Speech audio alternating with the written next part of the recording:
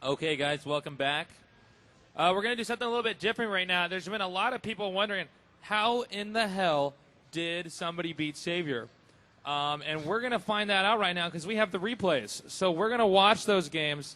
And this is going to be a little bit different from a live game. We're probably going to be doing more talking about their mindsets maybe and maybe what went wrong here so we can kind of understand this game StarCraft better and understand what happened. You're also going to see a progress bar, so you're going to kind of know when the GG's coming, which it's almost like I wish you could cover it up, but, even for us. But anyway, it should be interesting to see this. We do know that it goes 3 games, and I think that's what's interesting to me. We don't, and obviously you know the outcome, but where did it happen? What maps was it done? What were the strats? Those are the things we're kind of looking for here in this replay. Yeah, definitely. Well, I think we're ready to get this started. The first game was on Neo Bakedu, so I'm going to go ahead and start this game, and let's see exactly where SaviOr went wrong. Now, if you guys remember, we just saw Mondragon lose on this map, so I'm kind of interested to see, Marcus. You know, what did PJ do? That's that Stork didn't do, or like how did they play this game differently? I'm interested. And didn't we get an update on the other semifinal? Yes, yes we did. We got an update. It is PJ beat White Rock, and that is a pretty big deal because that means that we're going to see PJ, this guy who apparently beat the best, arguably the best StarCraft player in the world. We're going to get to see how he plays, and then we're going to get to ask ourselves the question: can this guy do the same thing to Stork? And remember, Stork is the only Korean left in the tournament right now. Right. Oh my God, this is really loud. We might need to turn that down. Okay, so it looks like, all right. By the way, the game isn't actually going that fast. I just increased the replay speed so we could get to an interesting part. All right, so it looks like he opened up with an early pool. And, yeah, we don't see the pylon at the bottom of the expansion. Maybe he didn't pass expand. PJ in the brown here and SaviOr in the purple. This is an earlier matchup, I believe, from the quarterfinals, quarterfinals between PJ and SaviOr. So if you are watching this, whether it be on the stream or live here at World Cyber Games, this is a replay. It is not live, as we already know the matchup for the finals, which is going to be Stork versus PJ. Protoss versus Protoss, I think. Yeah. That'll be interesting for sure. Yeah, it's quite interesting. It's really funny. I don't think we've ever had a Protoss versus Protoss in the finals of the World Cyber Games. It's kind of unusual. So we see Stork doing some harassment here with that probe. That's pretty typical. He wants to kind of pull his opponent's workers off the minerals. Now, he actually did fast expand. I'm sorry. The pylon has range, has like fairly big, good range, so you can put some cannons down there. You know, Protoss, they can only build around these crystals if you're a noob and you don't play StarCraft. That's what I'm talking about. So it looks like he opened up with a few cannons early on. SaviOr went out with those Zerglings. He wants to put a Nexus here. He wants to expand fast. So this is apparently, he chose to take a macro path this game against his opponent rather than rushing. And maybe that's one of the big differences here. Are you surprised by that? Well, I don't know. You know, we see all the other foreigners rushing SaviOr, and SaviOr just owns it. So, I mean, maybe someone actually decided to throw a legit strat out there. Yeah, pretty much. Okay, so here comes SaviOr's Zerglings. I'm interested in seeing if they got by. Also, okay, so he's doing a pretty standard opening. Got 3 hatcheries and got his Vespian gas geyser. PJ snuck his probe by. I'm going to speed the replay up just a little bit. Now that we know both players are fast expanding. Whoa. Sorry. It looks like, okay, so at that moment, this is what happened early on, is he actually rushed that cannon. And it looks like, okay, so then he was attacking this Nexus. This is a tense moment, Marcus. Yeah, absolutely. I think he might actually take this down. You can see that he did put up another photon cannon, but looking at the grand scheme of things, I think that he's probably going to get it down before the photon cannon finishes. I don't know, Tasis, what do you think? It's tough to say, but he's definitely forcing his opponent to take a few probes off. Oh, yeah. And that is, look at how well he's controlling this right now. SaviOr really, oh my God, he might actually lose that. Oh, nice micro pulling those probes through that. 29 health, 25, wow. Whoa. Wow. That was pretty good. The photon cannon finished obviously right on time. The probes weren't really getting the job done, and here comes that first zealot wondering why he didn't get a piece of that action. So it's like, what happened? I missed it. Okay, so that was a pretty close call over there by PJ. I mean, SaviOr lost his Zerglings and everything. A lot of really good StarCraft, or not, I wouldn't say really good, but a lot of StarCraft players in a moment like this would have made a whole bunch of Zerglings and then try to rush in there and just get a few more hits on that Nexus and try to take it out. It doesn't look like SaviOr is going to do that this game. He wants to play it safe. He already got enough probes, so he's already in good condition. I'm just looking up here, northeast corner. This is SaviOr's base right now, and I mean, what do you think the next tech that we're going to be seeing here by SaviOr? Like, what do you think he's going to be going for here? I would guess Lurkers. That seems to be pretty popular on this map. Lurkers really make it easy to defend expansions. Okay, now actually I was wrong. I'm sorry, everyone. He actually will be making a bunch of Zerglings, and he's going to try to use those to get this Nexus. So he's going to go for another attack up here. Now remember, if he makes all these attacking units and it doesn't work, then I mean he just gets behind. So here come the Zerglings now, and thanks to replay speed, I can slow this down to make it even more intense. Here he comes right now. I'm going to put it in slow-mo. Did he actually get the Nexus here? We're going to find out. Photon cannons firing away, taking out the Zerglings. They're getting dropped, oh! He gets it. He does! Nice play over there by him. And that definitely hurt PJ. Okay, he immediately canceled that gateway, if you noticed that, just so he could get the money to make the Nexus that much faster. So SaviOr doing a really good job right now, although he did lose that Overlord. He's doing a really good job of forcing his opponent to stay behind. Meanwhile, SaviOr expands yet again. He does. I also see a Spire up. And it is just finished up here in SaviOr's base. He's got another wave of Zerglings coming in. Why don't you slow it down here, Taste? Let's find out what these guys are going to do. New Nexus going up right now, and it looked like he was actually going to do something with those Zerglings, but he checked southeast to make sure there wasn't an expansion he didn't know about. Yeah, he wanted to peek down there, make sure his opponent isn't meanwhile expanding somewhere else on the map. Okay, meanwhile, SaviOr tech to Mutalisk, but look at that. PJ has responded perfectly. He already has cannons, predicting that in an instance like that, where he's already getting put behind, then an excellent player like SaviOr would immediately result to get more Mutalisks, since assuming that SaviOr would most likely think that his opponent was going to make more cannons at the front of his base to defend that weak Nexus. So SaviOr's doing a really good job. Here come those Scourge! He barely manages to get out of there. Those Scourge, of course, can crash into those units, the Corsairs, and blow them up quite easily. And that's exactly what Zerg wants, since Corsairs are so strong against Mutalisks. Now, I don't see any other expansion here by PJ aside from this natural expansion. Of course, if you remember, the Nexus went down, so he just got that one up. It just reformed moments ago. And now we've got some Mutalisks. They are going to head down here and into a base that is heavily defended here by these Photon cannons as well.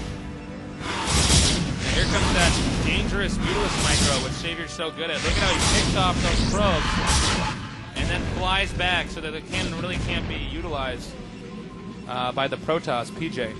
Now, for those of you who don't really know who PJ is, he's a Chinese professional gamer. He's one of the only StarCraft Chinese professional gamers out there. He trained in Korea on the team SK Telecom with some of the best Koreans, and then basically decided he wasn't really that fond of the scene down there, but still wanted to keep playing StarCraft. So he's on this big pro team in China, and it's basically the only big Chinese pro team that there is. He's definitely doing an excellent job of representing them. Looks like these Mutalisks and Scourge are going to be on the run once again. What they're going to do here, I'm not sure. They're going to go for this Dragoon. A little bit of a micro war going on over here. He doesn't want those Scourge to hit the Corsairs, so he's using the Dragoon for distraction. Now he picked off that Corsair and did chase SaviOr's Mutalisk out of his base. Nice job. Also over on the side, once again, we did see he's left one Zergling back here in the southeast expansions just to make sure that he hasn't expanded, and probably a smart move for SaviOr there because he knows exactly where he has to go to attack. As far as SaviOr does go, he's got that northeast lockdown, and of course his natural expansion as well. I also saw some Hydralisks come out. I'm not really sure where they went off to. Did you? I think they've been morphed into Lurkers actually. You're right. Right here, and it looks like. Okay, well, SaviOr's playing a really aggressive macro style. He's really trying to take a lot of the map. Here comes the Dark Templar. He was going to go in there and try to pick off these drones. He did defend that, though. PJ managed to pull it out in time, though. Nice job by PJ. All right. That Zergling also is now chasing away a probe here. I'm not sure if that probe is going for an expansion to the southeast corner, but 2 Zealots did come in and take out that one Zergling. Now the probe is heading back down southeast, so I would guess that the possibility for expand is going to happen. But look at this. The Zerglings are heading down right here, so I don't think it's going to go up. They're going to find this. They're going to find this one probe, and they're going to absolutely annihilate it right there. So possibility for an expansion, if that was the intention of PJ, has now been squashed. Definitely. And it looks like, at this point in time, I actually say SaviOr's in really good shape. Now, remember, PJ beat SaviOr 2-1, so they played 3 games total, and they were tied at one point in time. So, we don't really know if this is the game they win or lose. And then, he did manage to pick off that Corsair with the score, drawing the Corsair's fire away. Meanwhile, these Zealots intercepting these Zerglings over here. But PJ is just going to ignore those. It looks like he's really more interested in getting this expansion up here. Meanwhile, SaviOr chasing him down. See, now this is turning out to be a reasonably long game. I mean, we can see by the replay bar, it's getting close to being halfway done. Oh, but this is just not good. I don't think so. Is he going to be able to get this hatchery? No. I don't think so. I mean, you tell me. No, definitely not. I mean, he's already chased him out. So at this point in time, it looks like what PJ is doing is what most Protoss players. Look at that macro. He's producing out of all of those. They're all in sync. They're all making. I mean, that's the thing that makes StarCraft so great is you're not just thinking about strategy and then microing units. You're having to macro, so you're having to constantly produce units the entire time, and you can only bind one building to a hotkey, or you can only click on that building to make it. Which is something that has really been noobified by most modern RTS games. Is that you can select all the buildings you want to select.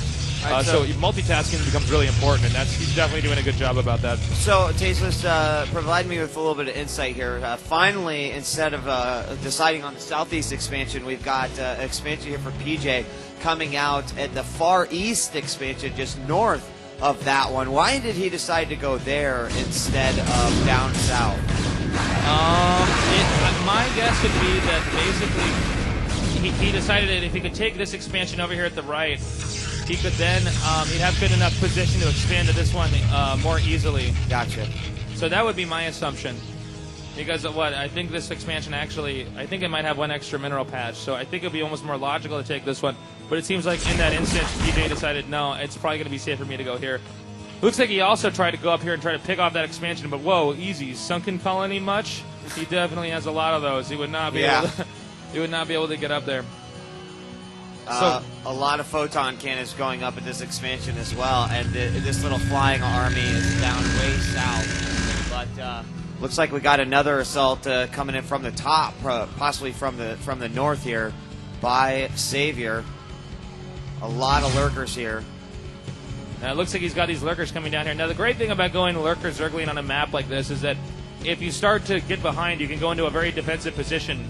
For those of you who don't play the game, lurkers are just incredibly strong when they're burrowed. They can't attack though when they're unburrowed, so you have to like leapfrog these spider-looking lurkers across the map. Whoa, hold on. All right, so another attack over there by SaviOr. I'm sorry I missed that, but it didn't look like it had that many units. Oh my God, he storm dropped him. Well, I'm like the noob observer right now. I can't follow anything in this game. Okay, so it looks like at this point in time, he did pick off some drones. That was some really good harassment over there. He obviously put that inside of his shuttle. Okay, and here comes some more storm. Nice storm over there. Nice. He definitely should not have clumped those. That was definitely a big blunder over there by SaviOr. Meanwhile, SaviOr trying to get those Zerglings out that ramp.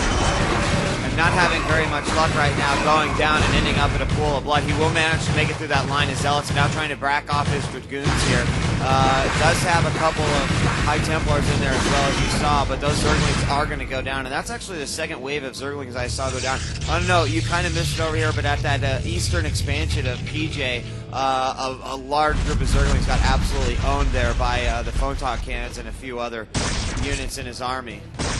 All right, and we also see, it looks like at this point in time, yeah, he came in there with those Dragoons, intercepted those. SaviOr keeps trying to set up position on his opponent, but he's really not getting that opportunity, in this game ever.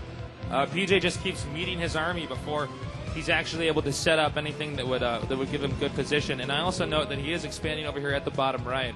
Meanwhile, it looks like SaviOr's expanding over here at the far left. They're actually starting to take It's top versus bottom right now. They're just trying to collect all these resource locations on the map, and I mean, eventually they're going to have to run out of money, and they're going to start fighting over these expansions that have any minerals left. So this turned out to be an awesome game. Also saw over here there was a lurker in between the base of PJ and the new expansion of SaviOr here.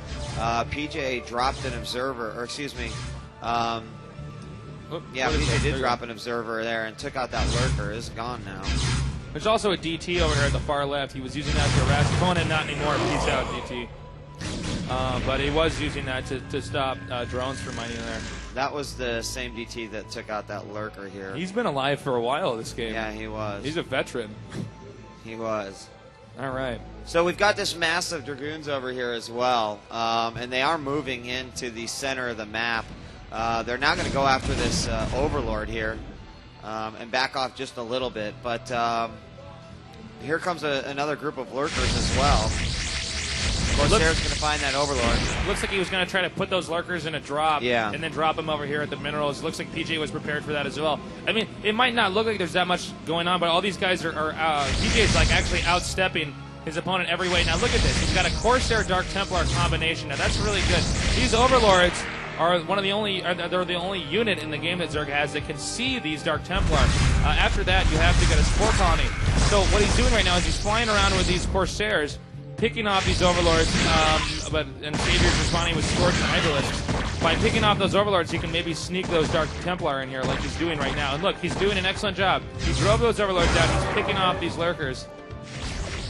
And that's not good for PJ. Look at how, not good for, it's good for SaviOr. Another Lurker goes down.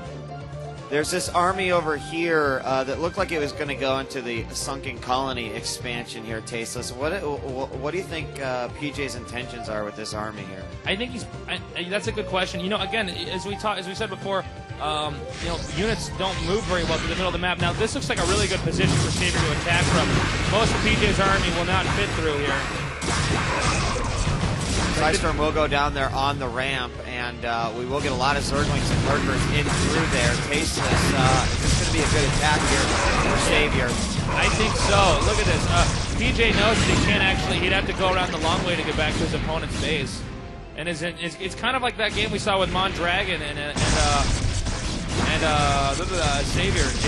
He basically realized, okay, well, it's too late now. I can't turn around. So here's PJ rushing across the map. Sidestorm there on the Lurkers as soon as they burrowed, and that looks like it's going to be a very, very nice win there for PJ here. He's going to back off the Dragoons and try to take out the remainder of these Zerglings there, but he dropped, I think, about 4 or 5 Lurkers and then a lot of Hydralisks as well. You know, I got to say, SaviOr definitely has position over his opponent. He totally beat back PJ's army.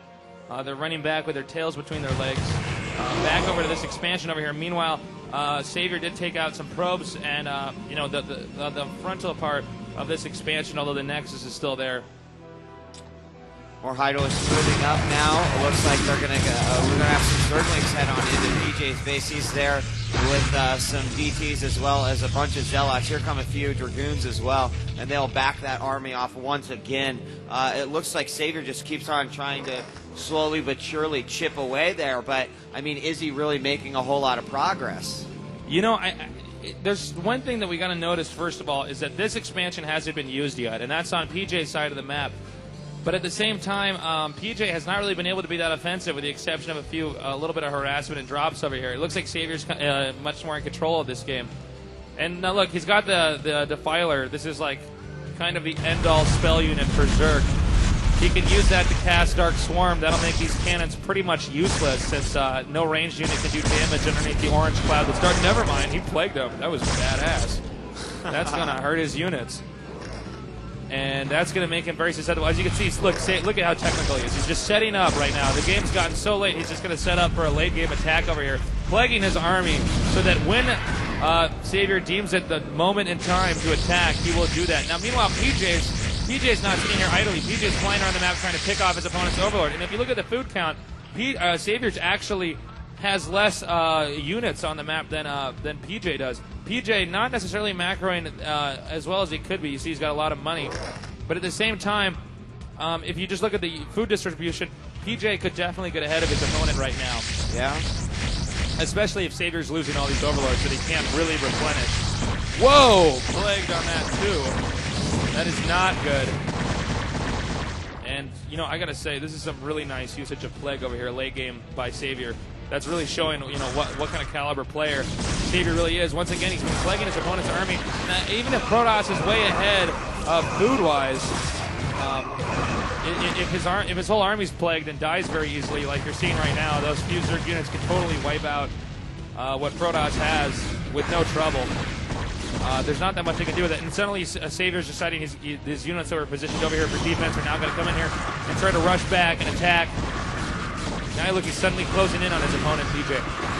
Yes, and it looks like he is going to go for this expansion right now. That will be the targeted area. We do have a size storm right there on the ramp as the Zerglings come into there, completely annihilated. Very, very nicely done there by PJ. And now all of a sudden these Hydralisks are wondering where the rest of the army that they were just traveling with. Defiler goes down as well, and that could be one of the last overlords on there. I'm not sure. He was taking out quite a few of those while that was happening, but he manages to save the expansion. Really, all that was lost was I think 1, 2, 3, 4 photon cannons, but he's definitely regained control not only of his expansion but also this area where SaviOr was compiling a fairly large army. Oh, definitely. And I also want to point out, PJ finally hit some cannons over here on the corner of this expansion.